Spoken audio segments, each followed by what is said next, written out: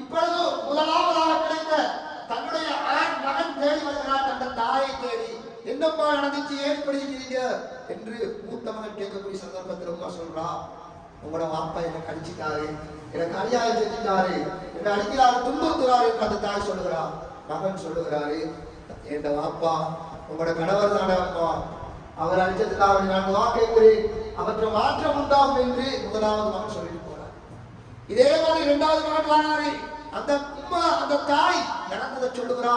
மகன் இரண்டாவது மகன் சொல்லுகிறாரு, இனிமேல் கை வைக்கட்டும் உங்களோட கணவர், என் வாப்பாவை இருந்தாலும் பரவாயில்ல, அவரை மட்டும் போடுவேன் என்று இனிமேல் கை வைத்தால் சொல்லுங்கள் என்று இரண்டாவது மகன் கத்தி எடுக்க. இதே மாதிரி மூணாவது மகன் வாராரு. என்னம்மா இதே சம்பவத்தை சொல்லுகிறா.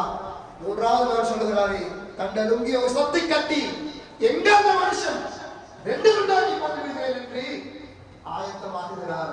இதுவரைக்கும் இந்த 3 பிள்ளைகள் சொன்னதையும் தன்னுடைய கணவர், இந்த 3 பிள்ளைகளுடைய தகப்பன் பக்கத்து அறையிலே தான் இருந்து பார்த்து கொண்டிருக்கிறார். இப்ப அந்த தாய், அந்த மனைவி தந்த கணவனை கூப்பிட்டு சொல்றாரு, பாத்தீங்களா, முதலாவது என்னோட மூத்த மகன் என்ன சொன்னாரு, உங்களுக்காக வேண்டி துஆ செய்யணும் என்று சொன்னாரு. எனக்கு மூத்த புள்ள பிறக்கக்கூடிய சந்தர்ப்பத்துல நான் பர்தாவோடையும் குர்ஆனோடையும் பேணுதலாக இருந்தேன். அதனுடைய பிரதிபலிப்பு தான் என் மகன் உங்களுக்கு எதிராக ஒன்றுமே பேசாம உங்களுக்கு நான் துஆ செய்ய தனியிருக்கிறேன். பாத்தீங்களா, இரண்டாவது மகன் பிறக்கக்கூடிய சந்தர்ப்பத்துல என்னோட குர்ஆன் இருந்துச்சு, பர்தாவுடைய வாழ்க்கை இல்ல, அதனால மகன் உங்களை அடிக்கிறதுக்கு தாக்குறதுக்கு ரெடியா இருந்தார். குர்ஆன் மட்டும் தான் இருந்துச்சு, அதனால நீங்க மாட்டீங்க. மூன்றாவது மகன் சொன்னதை பாத்தீங்களா, மூன்றாவது புள்ள கிடைக்கக்கூடிய சந்தர்ப்பத்துல என்னோட பர்தாவும் இல்ல, குர்ஆனும் இல்ல, அதனால உங்களை கொண்டு தீக்கிறதுக்கு மகன் ரெடியா இருந்தாரு. பாத்தீங்களா, இதுதான் பர்தாவோடையும் குர்ஆனோடையும் வேறுதலாக ஒரு பெண் வாழ்வதில் தங்களோட குடும்பத்தில் ஏற்படக்கூடிய பிரதிபலிப்பு என்று அந்த பெண் சிந்திச்சு பாருங்க.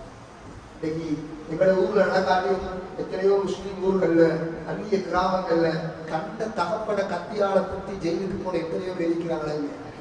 அற்பமான வீட்டு காணிக்கும், தோட்டத்துக்கும், வயல் காணிக்கும், கோழி பாவுக்கும், எத்தனையோ சொத்துக்கும் தன்னுடைய உடன் பிறந்த சகோதரர்களை, தன்னை பெற்றெடுத்து அந்த பெற்றோர்களை குத்தி கொலை செய்து எத்தனையோ பல அநியாயங்களை செய்து கொண்டு வாழ்ந்து கொண்டிருக்கிறார்கள். எங்கே இதனுடைய அன்பானவர்களே, அல்லாஹ்வின் நல்லடியார்களே, எனவே மஹரமியத் அஜ்னபியத் பேணுவது எங்கட பிள்ளைகளில் ஏற்படக்கூடிய மிகப்பெரிய ஒரு பிரதிபலிப்பை ஏற்படுத்தும். அதே போல எங்களுக்கு மஹரம் இல்லாத பெண்களை நாங்கள் பார்ப்பது அது ஹராம். சிந்திச்சு பாருங்க, உள்ளத்துக்கு எடுங்க. சாராயம் எடுப்பது, வட்டி எடுப்பது, ஏனைய போதை வஸ்துக்கள் எடுப்பது மாத்திரமில்லை ஹராம். நாங்க ஒரு பெண்ணோட தொடர்பு இருக்கிறோமா, அதுவும் ஹராம். அசிங்கமான பெண்ணை ஷைத்தான் அழகாக காட்டுவான். அலங்காரமாக இருக்கக்கூடிய ஆடை அவன் ஷைத்தான் அந்த பெண்ணுக்கு லட்சணமாக இருக்கிறதாக ஷைத்தான் காட்டிக் கொடுப்பான். எனவே இவ்வாறான பாவங்களில் இருந்து நாங்கள் தவிர்த்து கொள்ள வேண்டும் என்று சொன்னால் ஆரம்பமாக முதற்கட்டமாக எங்களுடைய வீடுகளில் இருந்தே இது பழக்கப்பட வேண்டும். எங்களுடைய பிள்ளைகள் ஆண் பிள்ளைகளாக இருந்தாலும் சரி, பொம்பளை பிள்ளைகளாக இருந்தாலும் சரி, அவர்களுக்கு இருக்கிறது.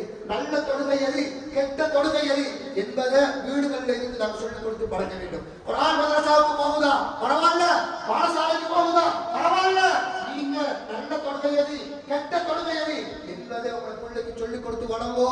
இதனால சிறுவர் துஷ்பிரயோகங்களை, பாலியல் பலாத்காரங்களை எங்க சமூகத்தில் தடுக்கிறார். அன்பானவர்களே, வெறுமனே உலக கல்விக்காக வேண்டி மாத்திரம் சொல்லல, ஆணுடைய கல்வியாக இருக்கட்டும் பரவாயில்ல, மகரம் இல்லாத ஆணோடு வாழ்ப்பவாராம், மகரம் இல்லாத முஅல்லிம் அந்த பெண்ணுக்கு ஓதி கொடுக்க வேண்டாம். அப்படி ஒரு ஓதல் இருக்கும் என்று சொன்னால் இன்னைக்கு ஓதுவார்கள். இன்னும் கொஞ்சம் காலம் போகல சமூகத்துக்கு ஒரு கெட்ட பெயரை உருவாக்குவது மிச்ச தூரத்தில் எல்லாம் பாதுகாக்க வேண்டும். எங்களுடைய சமூகத்திலையும் எங்களுடைய நாட்டிலையும் இவ்வாறான விடயங்கள் நடக்கவில்லை என்று யாராலும் அடிச்சியும் சொல்ல முடியாது. எனவே ஒரு ஆண் வகுப்புகளாக இருந்தாலும் பரவாயில்லை, ஆங்கிலத்துடைய படிப்பாக இருந்தாலும் பரவாயில்லை, பாடசாலை படிப்பாக இருந்தாலும் பரவாயில்லை, உங்களுக்குள்ளேய மகரம் இல்லாத ஒரு ஆசிரியரோட உட்கார வைக்கிறீங்கன்னா கண்காணிச்சுக்கோங்க.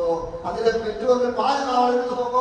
அதனாலதான் எங்களோட நாட்டில் இருக்கக்கூடிய ஆரம்ப புத்திஜீவிகள், அந்த நாட்டுக்காக வேண்டி முஸ்லிம்களுக்காக வேண்டி பாடுபட்டவர்கள் பல முஸ்லிம் மகளிர் பாடசாலைகள் என்று தனித்துவமாக அமைத்ததற்கின்ற இருக்கிறார்கள். அதே போல அகில இலங்கை ஜமியத்துல் உலமாவும் இவருக்கு மக்தம் என்ற அந்த ரீதியில அழகான வழிமுறையை காட்டி தந்திருக்கிறது.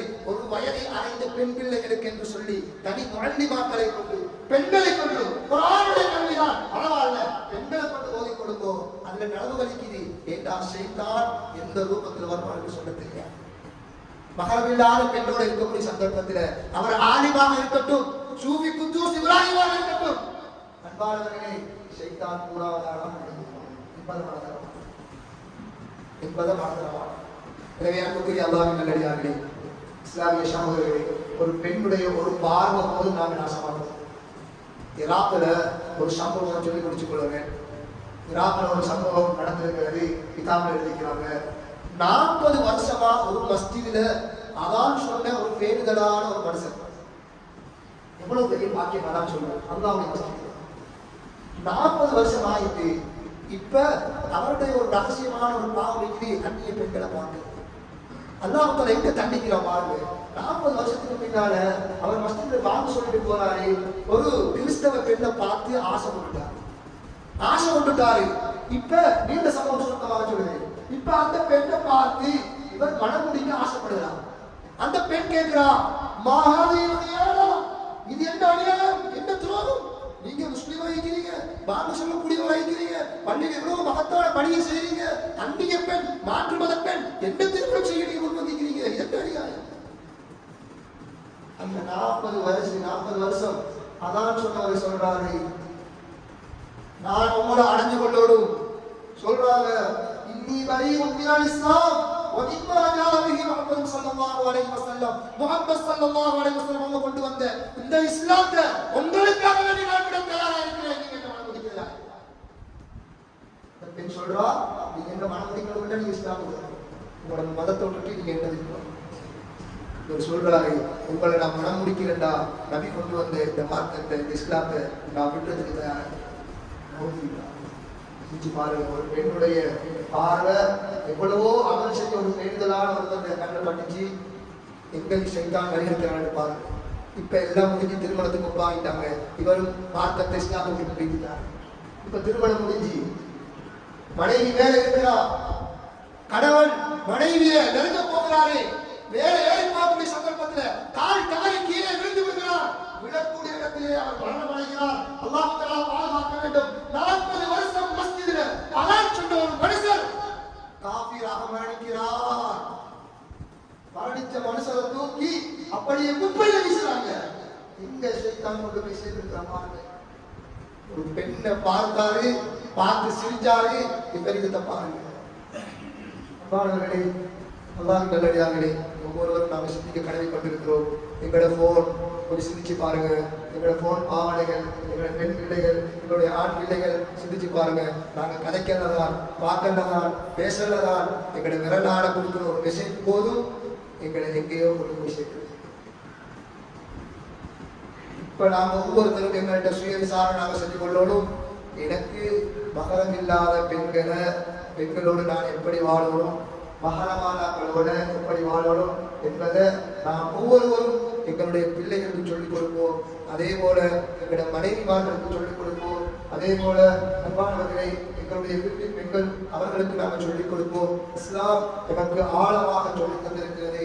ஒரு மனுஷர் ஒரு புள்ள வீட்டுல இருக்கிறா, பக்கத்துல தான் தன்னுடைய தாயுடைய அறையாக இருந்தாலும் தன்னுடைய தாயுடைய அறைக்கு கூட உங்களோட மகனுக்கு சலாம் சொல்லாம தன்னுடைய உங்களோட ரூம்ல போகிறாங்க. ஏக உமானவும் தான், ஏக வாப்பாளரும் தான் இருந்தாலும் எனக்கு சலாம் சொல்லி அனுமதி எடுக்காம எங்க தாயுடைய ரூமுக்கு எனக்கு போகிறாதுங்களா? சிந்திச்சு பாருங்க.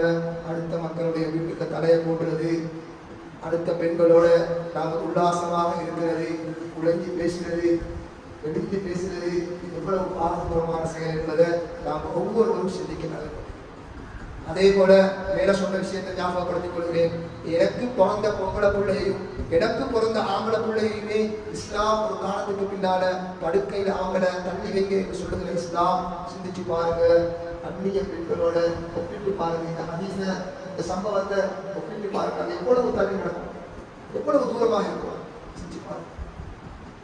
என்னோட பிறந்த எந்த சகோதரியோட கூட எனக்கு தூங்குறதுக்கு அனுமதி இல்லைண்டா அடுத்த பெண்களை தொற்றுறது பேசுறது அவங்களுக்கு பக்கத்து உட்கார்ந்துட்டு போறது செஞ்சு பாருங்க.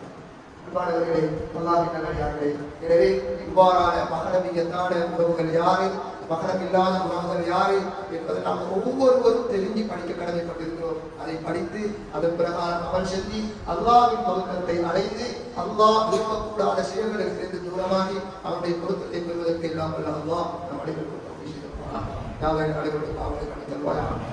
எங்களுடைய வாலிபர்களை பாதுகாத்துள்வாயா, எங்களுடைய பெண்களை பாதுகாத்துள்வாயா, பயங்கரமான பாவங்களிலிருந்து பாதுகாத்துள்வாயா, எங்களுடைய பெண் பிள்ளைகளை பாதுகாத்துள்வாயா, அனைவருடைய பாதுகாத்து சிறந்த கற்பொழுக்கம் உள்ள பிள்ளைகளாக வளர்த்து கண்குளிச்சு உள்ள பிள்ளைகளாக ஆக்கி தந்துள்வாயா, எங்கள் அனைவருடைய பாவங்களை பண்ணி தருவாயா, இதை பெற்று வளர்த்து ஆராய்ச்சி பெற்றோருடைய பாவங்களை பண்ணி தருவாயா. அந்த வெள்ளத்தினால் பாதிக்கப்பட்டு அவர்களுடைய அந்த துக்கத்தை தீர்த்து சந்தோஷமாக வாழ்க்கை தருவாயாக. அனைவருடைய பாவங்களை மன்னித்து அனைவருக்கும் தொகை செய்திருவாயாக.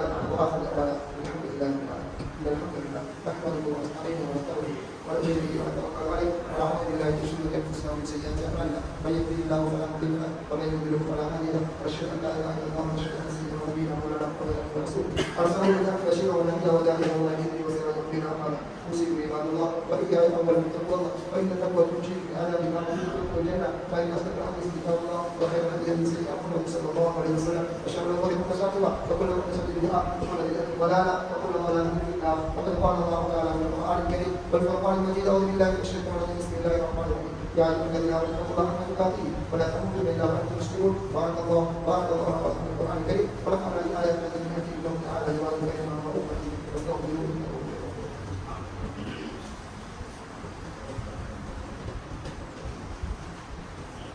الحمد لله رب العالمين والعاقبة للمتقين والصلاة والسلام على سيدنا محمد وعلى آله وصحبه أجمعين. أوصيكم عباد الله وإياي أولا بتقوى الله فإن التقوى تنجي من عذاب النار وتدخلكم الجنة. فقد قال الله تعالى في القرآن الكريم أعوذ بالله من الشيطان الرجيم بسم الله الرحمن الرحيم إن الله وملائكته يصلون على النبي يا أيها الذين آمنوا صلوا عليه وسلموا تسليما. اللهم صل على محمد وعلى آل محمد كما صليت على إبراهيم وعلى آل إبراهيم وبارك على محمد وعلى آل محمد كما باركت على إبراهيم وعلى آل إبراهيم في العالمين إنك حميد مجيد. اللهم صل على محمد وعلى آله وأصحابه وأتباعه وأزواجه لا سيما على عبده المصطفى سيدنا أبو بكر الصديق رضي الله تعالى وعلى سيدنا الوالد سيدنا عمر بن الخطاب رضي الله تعالى وعلى جامع القرآن سيدنا عثمان بن عفان رضي الله تعالى وعلى تلاميذ العلم سيدنا علي بن أبي طالب رضي الله تعالى وعلى سائر الصحابة رضوان الله عليهم أجمعين برحمتك يا أرحم الراحمين. اللهم اغفر للمؤمنين والمؤمنات اللهم اغفر للمؤمنين والمؤمنات اللهم اغفر للمؤمنين والمؤمنات والمسلمين والمسلمات الأحياء منهم والأموات إنك قريب مجيب الدعوات ولحاجتنا قضي حاجة